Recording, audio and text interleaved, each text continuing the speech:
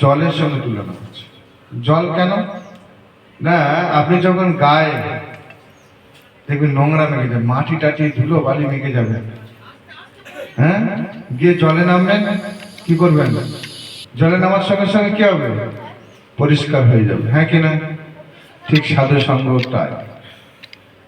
আপনি যখন আপনার বিভিন্ন কিছু নিয়ে আপনি যখন সাধু সঙ্গে যাবেন, খারাপ গুণগুলিকে আপনার আস্তে আস্তে ধৌত হয়ে যাবে। নিতাই গৌর সীতানাথ প্রেমানন্দ। আর একটা কি বলছে? জলের স্বাদ কিরকম? হ্যাঁ, জল খেলে পিপাসা মেটে, হ্যাঁ কিনা? হ্যাঁ, ঠিক সেরকম ভাবে সাধুর সঙ্গে আসলে আমরা জীবনের যে প্রকৃত উদ্দেশ্য সেটা জানতে পারি। ঠিক জলের মতো। জলের স্বাদ হলো কিরকম? মিষ্টি। অনেক রকম স্বাদ আছে, হ্যাঁ কিনা? জল অনেক রকম পাওয়া যায়, হ্যাঁ, কিন্তু জলের নিজস্ব একটা স্বাদ আছে।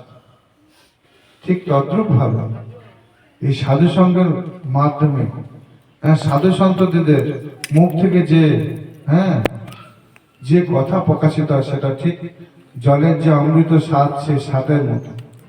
যা খেলে, জল খেলে কি হয়? আমাদের শরীরটা তৃপ্তি লাভ করে, আর সাধক সঙ্গ করলে আমাদের আত্মা তৃপ্তি লাভ করে। তাই গৌর সীতানাথ প্রেমানন্দ।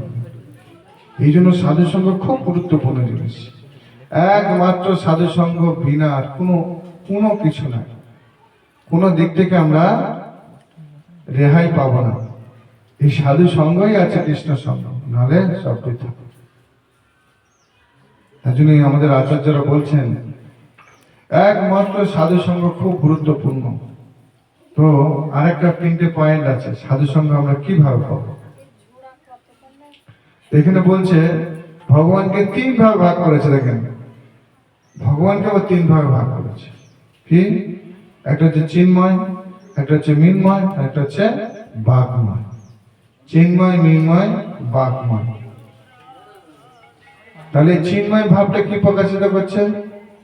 হ্যাঁ, জীবের হৃদয় অবস্থান করছে। তোমার হৃদয়ে সদা গোবিন্দ বিশ্রাম, গোবিন্দ কহেন মম বৈষ্ণব পরাণ। চিন্ময় প্রত্যেকের হৃদয়ে বসবাস করছে। কোন বিষ্ণু? হ্যাঁ, কোন বিষ্ণু? হ্যাঁ, ক্ষীরোদকশায়ী বিষ্ণু। কারণদকশায়ী বিষ্ণুর নিঃশ্বাস থেকে বল বল পিং পিং বল বল প্রকাশিত হচ্ছে। একটা পৃথিবী আইল্যান্ড, হ্যাঁ, একটা পৃথিবী বেরোচ্ছে। আর সেই পৃথিবী ভিতরে থাকছে গর্ভদোষায়ী বিষ্ণু। আর সেই গর্ভদোষায়ী বিষ্ণুর নাভির থেকে প্রকাশিত হচ্ছে একটা পদ্ম ফুল। আর সেই পদ্ম ফুলের উপরে কে? ব্রহ্মা বিরাজমান, ব্রহ্মা প্রকাশিত হয়েছে। ভগবান নিজেকে আরেকটা ক্ষীরোদকশায়ী বিষ্ণুর প্রকাশিত প্রত্যেকটা জীবের হৃদয়ে বসবাস করছে। নিতাই গৌর সীতানাথ প্রেমানন্দ। হ্যাঁ, তো চিন্ময় রূপে অবস্থান করছে প্রত্যেকের হৃদয়ের মধ্যে। এটা হলো চিন্ময় অবতার ভগবানের। আরেকটা হচ্ছে কি? মিন্ময়। মিন্ময় মানে মৃত্তিকা দিয়ে, মাটি দিয়ে তৈরি যে বিগ্রহ, হ্যাঁ, ইট, সিমেন্ট, বালি এই দিয়ে তৈরি যে বিগ্রহ, বা মাটি বা খড়, বাঁশ দিয়ে তৈরি যে বিগ্রহ, এটা করছে মৃন্ময় বিগ্রহ।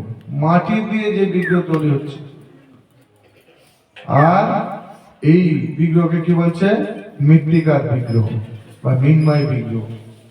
ভগবান দেখেন, আপনি ভগবানকে ভালোবাসবেন না, কিন্তু ভগবান আপনাকে ভালোবাসতে বাধ্য করছে। কেন?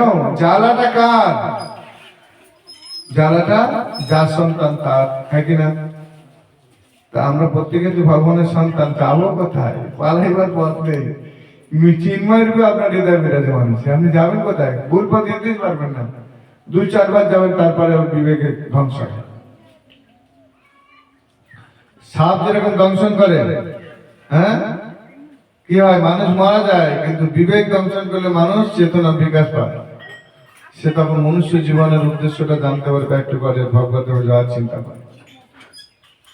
আর কোথাও কিন্তু এটা করে না, বিবেকে দংশন করে আমি এটা করব, আমার এটা ভুল হয়ে যাচ্ছে, আমার এটা করা উচিত হচ্ছে না, তাই আমাদের এটা করতে হবে। আচার্যরা এরকম শিক্ষা দিচ্ছে। তাই ভগবানকে যে চিন্ময় রূপে প্রকাশিত হচ্ছে, আবার মৃন্ময়। ঠিক আছে, তুমি আমাকে দেখতে পাচ্ছ না, আমি তোমার সামনে চলে এসেছি বিগ্রহ রূপে, বিগ্রহ রূপে চলে এসছে। সীতা মায়াপুরে আছে আমাদের বিগ্রহ সমস্ত, রাধা মাধব, অষ্টসখী বিন্দু, পঞ্চদত্ত, নিঃসন্দেহ ভগবান, প্রহ্লাদ মহারাজ, বহুপাদ, গুরু মহারাজ স্বয়ং, সারা বিশ্বের মানুষ এসে কি বলছে, ভক্তিনাথ ঠাকুরের ইচ্ছা। আপনারা সবাই হাত তোলেন আর আমার পরে পরে বলেন, জয় সচ্চিদানন্দ, জয় সচ্চিদানন্দ, জয় সচ্চিদানন্দ। আচার্যদের ইচ্ছা পূর্ণ হচ্ছে, কেন ভগবান কোথায় বিরাজ করেন, হৃদয়, ভক্তদের হৃদয়। তো ভগবান সে বলতেছে আমি এখানে বসবাস করছি, চিন্ময় রূপে বিগ্রহ, এবার বিগ্রহ রূপে ওখানে মৃন্ময়, মাটির তৈরি ভগবান বিরাজমান, একটা লীলা আছে।